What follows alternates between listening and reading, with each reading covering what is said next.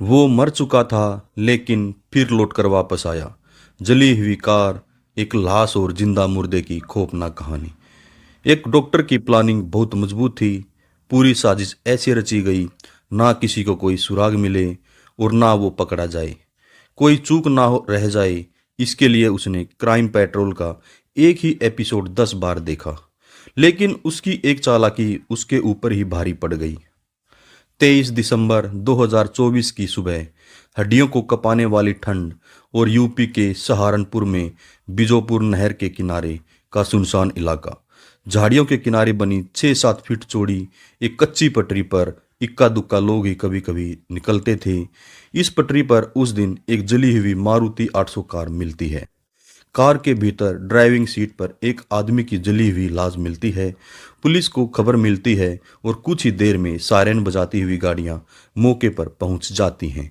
Forensic team को भी बुला लिया जाता है। लाश पूरी तरह जल चुकी थी, शिनाख्त का कोई जरिया नहीं था। ऐसे में पुलिस गाड़ी के रजिस्ट्रेशन नंबर को ट्रेस करती है। पता चलता है कि ये मारुति कार कानपुर के किसी शख्स के नाम पर है, लेकिन इसे करीब 8 बार बेचा जा चुका है। जांच पड़ताल होती है तो पता चलता है करीब 2-2.5 महीने पहले इस कार को बागपत में रहने वाले डॉक्टर मुबारक नाम के एक आदमी ने खरीदा था। पुलिस अभी जांच पड़ताल कर रही थी कि 26 दिसंबर को सोनू नाम के एक शख्स की गुमशुदगी की रिपोर्ट दर्ज होती है।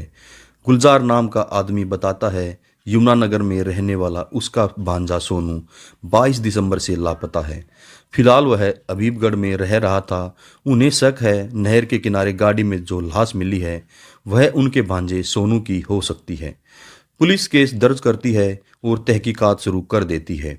इस केस में पुलिस के सामने अब दो नाम थे, पहला डॉक्टर मुबारक और दूसरा नाम सोनू।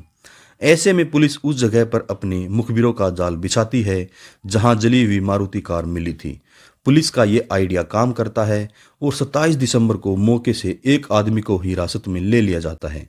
ये आदमी कोई और नहीं बल्कि डॉक्टर मुबारक था।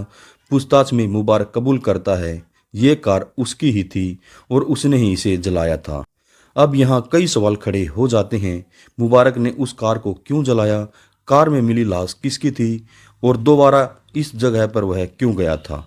इन सारे सवालों के जवाब मुबारक की उस कहानी से मिल जाते हैं जिसे सुनकर पुलिस वालों की आंखें भी फटी की फटी रह जाती हैं। डॉक्टर मुबारक अहमद बागपत के असारा गांव का रहने वाला था, लेकिन करीब 20 साल पहले वह सहारनपुर के हबीबगढ़ में आकर रहने लगा। पेशे से मुबारक एक यूनानी डॉक्टर है और हबीबगढ़ में अपना क्लिनिक चलाता है। कुछ महीने पहले मुबारक ने बैंक से 10 लाख रुपए का पर्सनल लोन लिया। उसके अलावा कुछ और जानने वाले लोगों से लगभग 10 लाख रुपए उधार ले लिए। इसके बाद उसने 2 नई कार और 2 बाइक फाइनेंस कराई। अपने नाम पर करीब 10 लाख रुपए का लाइफ इंश्योरेंस पॉलिसी और 5 लाख का हेल्थ इंश्योरेंस ले लिया। इनके अलावा उसने एक प्रॉपर्टी भी खरीद ली। मुबारक ने सोचा कि इन सभी की किस्तें वो अपनी डॉक्टर की कमाई से चुका देगा, लेकिन कर्ज लगभग 25 से 30 लाख रुपए का हो चुका था और लेनदार अपने रुपए को मांगने अब उसके घर आने लगे थे। एक दिन मुबारक टीवी पर क्राइम पेट्रोल का एक एपिसोड देख रहा था। इस एपिसोड को देखते ही देखते उसके दिमाग में एक आइडिया आया और उसने एक खतरनाक प्लान तैयार कर लिया। प्लान में कोई चूक ना हो, इसके लिए उसने क्राइम पेट्रोल के इस एपिसोड को 10 बार देखा। प्लान था अपनी कदकाठी की किसी लाश को तलाश कर गाड़ी में जलाना और खुद को मरा हुआ साबित करना। ऐसा करने से जहां पर्सनल लोन की रकम माफ हो जाती, वहीं 10 लाख रुपए जीवन बीमा के भी मिल जाते। अपने प्लान के लिए मुबारक ने करीब 2-2.5 महीने पहले एक सेकंड हैंड सस्ती कार मारुति 800 खरीदी। अब जरूर थी एक ऐसी लाश की जो उसके जैसी कदकाठी की हो। बहुत तलाशने पर भी ऐसी लाश नहीं मिली और एक दिन उसकी नज़र अपने रिश्तेदार की फैक्ट्री में काम करने वाले 30-32 साल के सोनू पर पड़ी। सोनू कदकाठी में डॉक्टर मुबारक की तरह दिखता था। पिता मर चुके थे और मां ने दूसरी शादी कर ली थी। रिश्तेदारों के नाम पर केवल एक गुलजार नाम का एक मामा है। ऐसे में मुबारक सोनू के अंदर अपना वो शिकार देखा जिसके जरिए वह अपनी खतरनाक प्लानिंग को अंजाम दे सकता था। मुबारक ने सोनू से दोस्ती की और धीरे धीरे उसके साथ शराब पीना शुरू कर दिया। मुबारक को अपने प्लान के लिए गाड़ी मिल चुकी थी, शिकार भी उसके सामने था और अब जरूरत थी केवल एक ऐसी जगह की जहां वो अपने नापाक मंसूबे को अंजाम दे सके। इसके लिए उसने बीजापुर इलाके में नहर के किनारे उस पटरी को चुना जहां इक्का दुक्का लोग ही गुजरते थे। 22 दिसंबर को मुबारक ने सोनू को शराब पीने के बहाने से अपनी गाड़ी में बिठाया और रात के अंधेरे में नहर के किनारे पहुंच गया। दोनों ने कार में बैठकर शराब पी और इसी दौरान मुबारक ने चुपके से सोनू के गिलास में नशे की कुछ गोलियां मिला दी। सोनू जब बेसुध हो गया तो मुबारक ने उसे ड्राइविंग सीट पर बैठाया और उसके गले से सोने की चैन निकाल ली। सोनू की पहचान का कोई सबूत मुबारक ने गाड़ी में नहीं छोड़ा।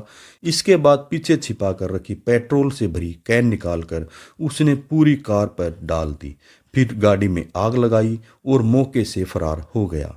अगले दिन बिजौर इलाके के रहने वाले जब्बार अली की नज़र इस जली हुई कार पर पड़ी। उन्होंने पुलिस को मामले की खबर दी। यहाँ से मुबारक की प्लानिंग थी, जैसे ही उसके नाम का डेथ सर्टिफिकेट जारी होगा वो अपनी पत्नी के जरिए बीमा की रकम हासिल कर लेगा। इसके बाद अपना नाम और पहचान बदलकर किसी और राज्य में जाकर नए सिरे से जिंदगी शुरू कर देगा। सब कुछ मुबारक की प्लानिंग के हिसाब से हो रहा था, लेकिन उसकी एक चूक ने पूरे मामले का पर्दाफाश कर दिया। दरअसल पुलिस को जब सोनू की गुमशुदगी की रिपोर्ट मिली तो अफसरों ने मुखबिरों का एक जाल बिछा दिया था। जहां जली हुई गाड़ी मिली थी, 27 दिसंबर को मुबारक ये चेक करने के लिए मौके वारदात पर पहुंचा, कार ठीक से जली है या नहीं, और पुलिस के शिकंजे में फंस गया। मुबारक ने पुलिस की पूछताछ में अपना गुनाह कबूल कर लिया।